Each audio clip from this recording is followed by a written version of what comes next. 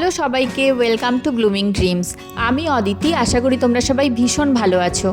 আজ আমরা আছি জার্মানির ক্যাপিটাল বার্লিনে, আর এটা আমাদের সেকেন্ড ডে। আগের ভিডিওতে তোমরা দেখেছো ব্র্যান্ডেনবার্গ গেট, বার্লিন ওয়াল আর আশেপাশের আরও অনেক বিখ্যাত জায়গা।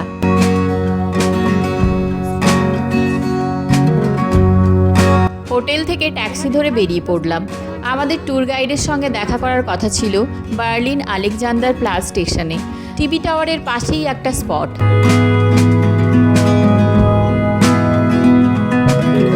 অবশেষে পৌঁছে গেলাম আমাদের স্পটে। আমরা আজ সারাদিনের জন্য একটা গ্রুপ ট্যুর নিয়েছি। বিভিন্ন ভাষার ট্যুর গাইড এখানে পাওয়া যায়, জার্মান, স্প্যানিশ, ফ্রেঞ্চ, ইটালিয়ান, আর আমরা বুক করেছিলাম ইংলিশ ট্যুর গাইড। প্রতি গ্রুপে মোটামুটি 12 থেকে 15 জন থাকে। সবাই মিলে একসাথে এক্সপ্লোর করার মজাই আলাদা। আমাদের গ্রুপও জড়ো হয়ে গেল আর একে একে সবাই মিলে কোচে উঠে পড়লাম, একদম ডে লং বার্লিন জার্নি শুরু করার এক্সাইটমেন্ট নিয়ে। অ্যাজ ইউজুয়াল একমাত্র বাবানি ছিল এখানে সবচেয়ে ছোট এক্সপ্লোরার।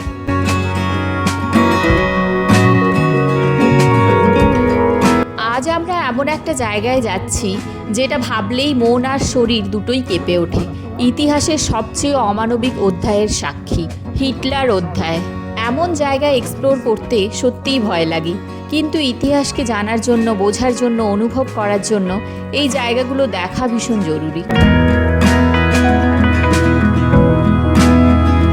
এটা ছিল কনসেন্ট্রেশন ক্যাম্পের মেন গেট। প্রথমেই সিকিউরিটি চেকের মতো ছোট ছোট এন্ট্রি জোন পার হতে হয়। জায়গাটা খুবই সাদামাটা, কোনো সাজসজ্জা নেই, কোনো রং নেই, শুধু ধূসর দেওয়াল আর লম্বা পথ।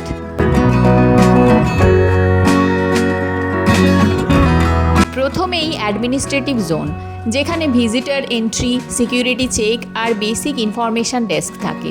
এখানে ক্যাম্পের ম্যাপ, রুলস, রেস্ট্রিক্টেড জোন, তার গাইডলাইন সবই জানিয়ে দেওয়া হয়। এই ক্যাম্পে ভিজিটারদের জন্য নির্দিষ্ট কিছু অংশই খোলা থাকে।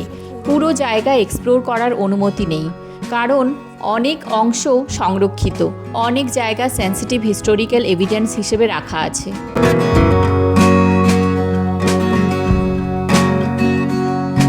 মেন গেটে পৌঁছাতে মিলিটারি জোনের পাশ দিয়ে একটা লম্বা পথ ধরে হাঁটতে হয়। এই হাঁটাটা নিজেই একটা এক্সপিরিয়েন্স। চারপাশে নীরবতা, বাতাস ভারী, আর মনে হয় ইতিহাস ঠিক তোমার পাশে দাঁড়িয়ে আছে। এখানে আগে গার্ড ব্যারাক ছিল, এখন শুধু ফাঁকা জায়গা, কিছু পুরনো কাঠামো দাঁড়িয়ে আছে। গাইড বলল এই ব্যারাকগুলোতে সেই সময়ের সৈন্যরা থাকতো, যারা ক্যাম্পের পুরনো অপারেশন চালাতো। জায়গাটা দেখে মনে হয় এখানে একসময় কত মানুষ, কত ভয়, কত অমানবিকতা লুকিয়েছিল। অবশেষে আমরা ঢুকলাম ইতিহাসের সবচেয়ে অন্ধকার অধ্যায়ের ভেতর।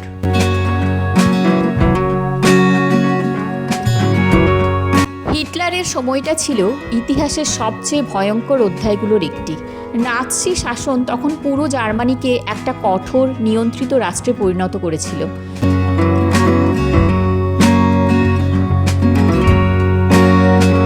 যাদের তারা অগ্রহণযোগ্য মনে করত, ইহুদি সম্প্রদায়, রাজনৈতিক বিরোধী, যুদ্ধবন্দী, রোমা জনগোষ্ঠী, প্রতিবন্ধী মানুষ, LGBTQ ব্যক্তিরা, অনেককেই বিভিন্ন ক্যাম্পে পাঠানো হতো। মানুষকে ধরা হতো খুবই হঠাৎ করে, কখনো রাতের অন্ধকারে, কখনো দিনের বেলা রাস্তা থেকে, কখনো অফিস বা দোকান থেকে। পরিবারের কেউ জানতো না তাদের প্রিয় মানুষকে কোথায় নিয়ে যাওয়া হচ্ছে। এটা ছিল ভয় আর আতঙ্কে ভরা সময়। ধরে আনার পর তাদের নিয়ে যাওয়া হতো বিশেষ ট্রেনের বগিতে। এই বগিগুলো ছিল বন্দীদের পরিবহনের জন্য ব্যবহার করা। একসাথে অনেক মানুষকে তোলা হতো। স্টেশন থেকে তাদের নামিয়ে আনা হতো ক্যাম্পের প্রবেশদ্বারে। এখানে আবার আলাদা করে তালিকা করা হতো, নাম, বয়স, পেশা, কোথা থেকে আনা হয়েছে সব কিছু নথিভুক্ত করা হতো।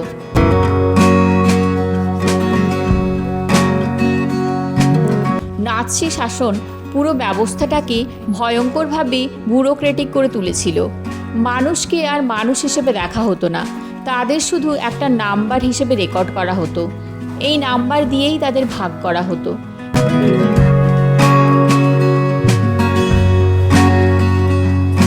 ক্যাম্পে পৌঁছানোর পরই শুরু হতো তাদের কঠিন জীবন।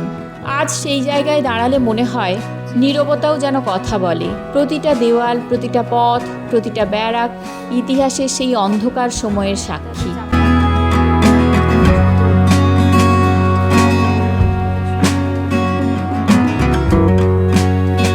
এবার আমরা যাচ্ছি বন্দীদের থাকার সেই পুরনো ব্যারাকে।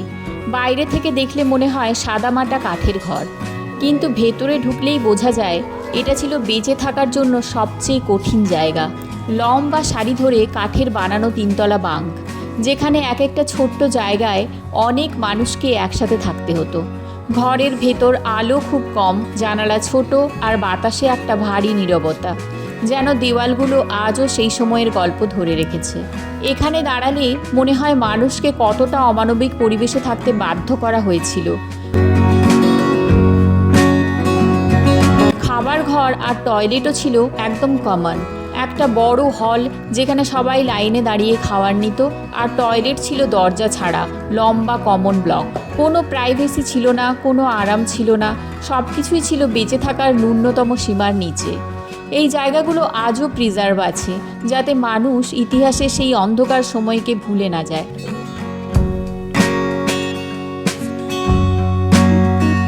ব্যারাক আর কমন ব্লক দেখে আমরা এগিয়ে গেলাম ক্যাম্পের সেই নীরব জায়গাটার দিকে।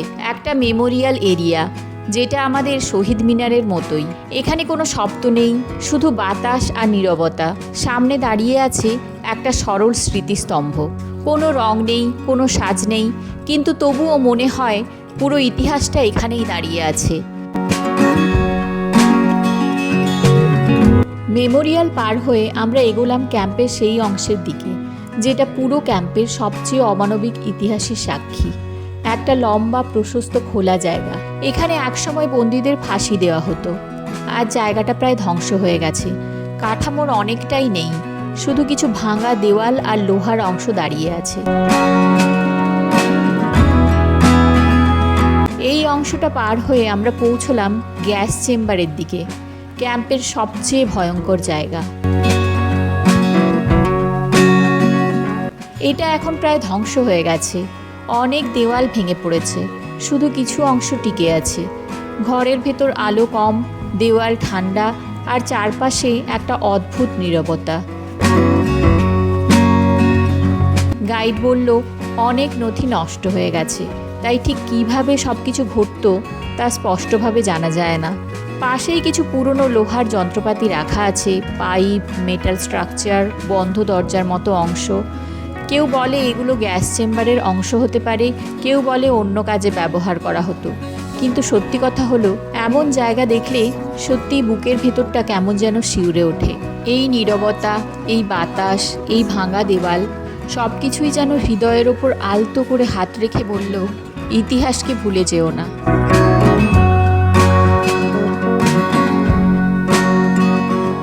এই মাঠটা একসময় ছিল ক্যাম্পের সবচেয়ে গুরুত্বপূর্ণ অংশ, যেখানে ছোট ছোট গ্রুপের মতো ঘর ছিল বন্দীদের থাকার জন্য, আর কিছু ঘর ছিল মিলিটারি গার্ডদের জন্য। এখন সবকিছু প্রায় ধ্বংস হয়ে গেছে।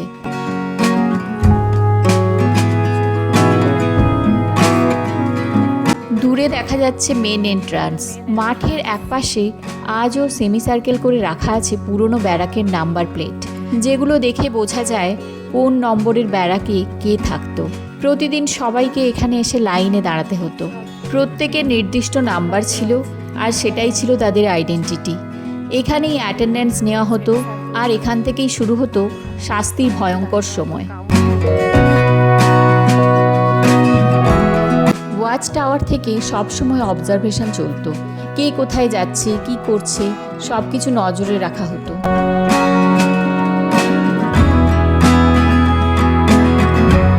হিটলারের বন্দিশালা থেকে বের হয়ে মনে হলো একটু ফ্রেশ নিঃশ্বাস দরকার। ইতিহাসের এই অন্ধকার জায়গা থেকে বেরিয়ে আসতেই বুকের ভেতরটা হালকা হয়ে গেল, কিন্তু মনটা রয়ে গেল ভারাক্রান্ত।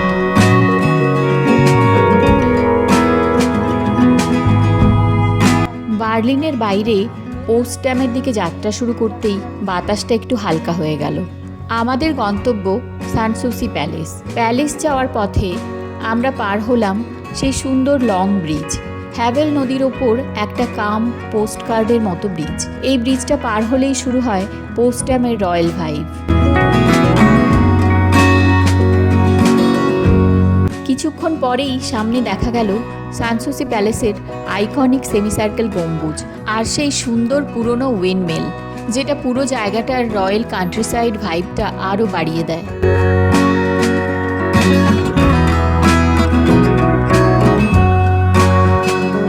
সামনের প্রশস্ত গার্ডেনটা পেরিয়ে দেখা গেল সানসুসি প্যালেসের আইকনিক সেমিসার্কেল গম্বুজ, যেটা ফ্রেডরিক দ্য গ্রেটের পার্সোনাল ড্রিমের প্রতীক। 1800 শতকে তিনি এই প্যালেসটা বানিয়েছিলেন নিজের শান্তির জায়গা হিসেবে। সানসুসি মানে উইথাউট ওরিজ।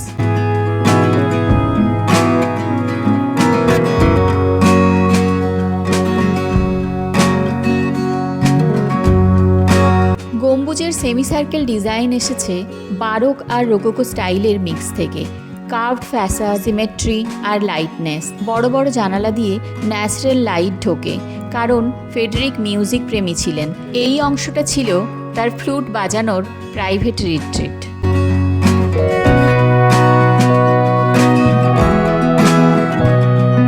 গম্বুজের সামনে রাস্তার ধারে দেখা গেল একটা ছোট কিন্তু দারুণ সুন্দর ফাউন্টেন, যেন প্যালেসের সামনে দাঁড়িয়ে থাকা এক সাইলেন্ট ওয়েলকাম।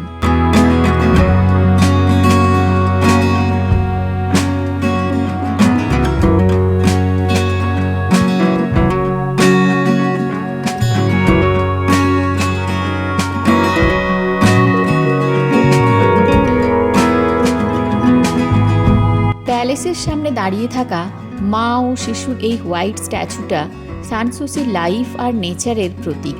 আর ঠিক তার পেছনে একটা ছোট ফলকের ওপর কিছু পটেটো রাখা। দুর্ভিক্ষের সময় তিনি জার্মানদের পটেটো খেতে শিখিয়েছিলেন, মানুষের জীবন বাঁচাতে চেয়েছিলেন।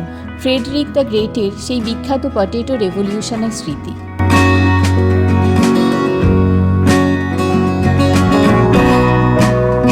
প্যালেসের সামনে এগোতেই দেখতে পেলাম একটা বিরাট ফাউন্টেন, আর পেছন ফিরে তাকাতেই চোখে পড়ল সেই বিখ্যাত ভিনিয়ার্ড গার্ডেন।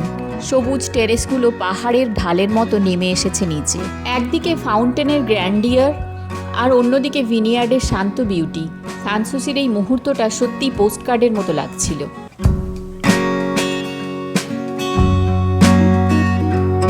প্যালেস ঘুরে আমরা একটু হেঁটে চলে এলাম পাশের ছোট্ট টাউনে।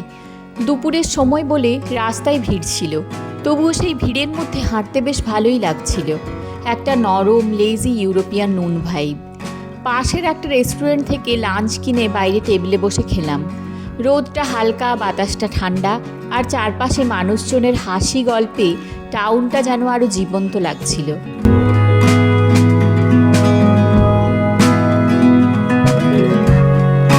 লাঞ্চ শেষে কোচের দিকে ফিরতে ফিরতে দূর থেকে চোখে পড়ল একটা সুন্দর ক্যাথিড্রাল।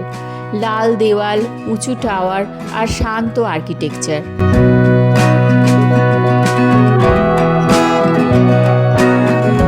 কোচে ওঠার আগে আইসক্রিম খেলাম। ট্রাভেল ডের এই ছোট্ট আনন্দটা সবসময় স্পেশাল। তারপর কোচে উঠে বার্লিনের দিকে রওনা দিলাম, আর পেছনে রয়ে গেল সারাদিনের অসংখ্য স্মৃতি। কনসেন্ট্রেশন ক্যাম্পের ভারী ইতিহাস থেকে সানসুসি প্যালেসের রয়্যাল কাম, windmill, garden, fountain, vineyard terrace, সব মিলিয়ে একটা পুরো দিনের গল্প।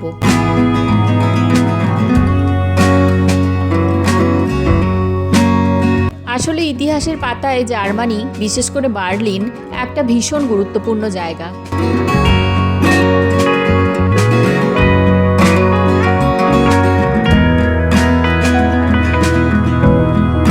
কোচ শহরে ঢুকতেই একে একে চোখে পড়তে লাগলো বার্লিনের সেই বিখ্যাত ল্যান্ডমার্কগুলো।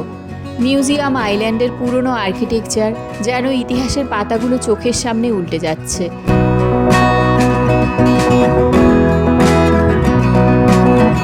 তারপর দেখা মিলল বার্লিন ক্যাথিড্রালের বিশাল গম্বুজ। সবুজ কপার ডোম রোদে চকচক করছে, আর চারপাশে নদীর ধারে মানুষের হাঁটাহাঁটি।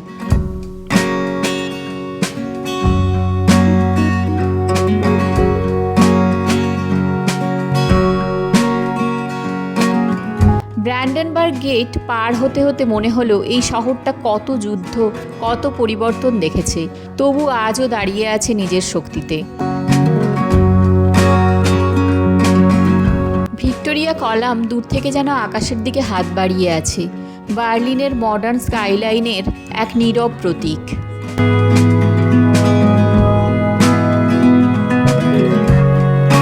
কোচ আমাদের নামিয়ে দিল একদম টিভি টাওয়ারের সামনে, আর সামনেই চোখে পড়ল একটা প্রশস্ত ফাউন্টেন, ধাপে ধাপে ডিজাইন করা, যেন জলের ওপর আলো নাচছে।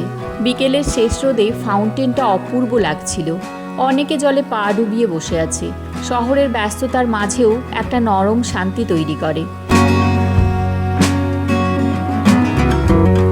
ফাউন্টেনের ঠিক পাশেই দাঁড়িয়ে আছে সেই মেডিয়াভেল চার্চ, পুরনো আর্কিটেকচারের আইকনিক চার্ম যেন বার্লিনের ইতিহাসকেই নীরবে ধরে রেখেছে।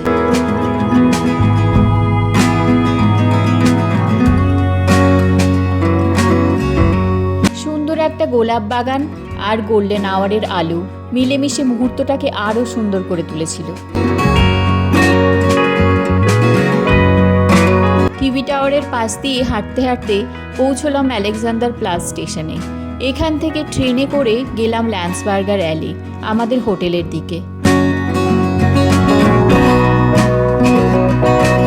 সন্ধ্যের শেষ আলোয় জানালা দিয়ে বাইরে তাকাতেই সারাদিনের ক্লান্তি যেন মিলিয়ে গেল। একটার পর একটা ট্রেন সামনে দিয়ে চলে যাচ্ছে। গাছের আড়াল ভেদ করে সেই লাল ধূসর রেল লাইনটা যেন শহরের হার্টবিট। স্টেশনটা আমাদের হোটেল থেকে একদম ঢিল ছোড়ার দূরত্বে।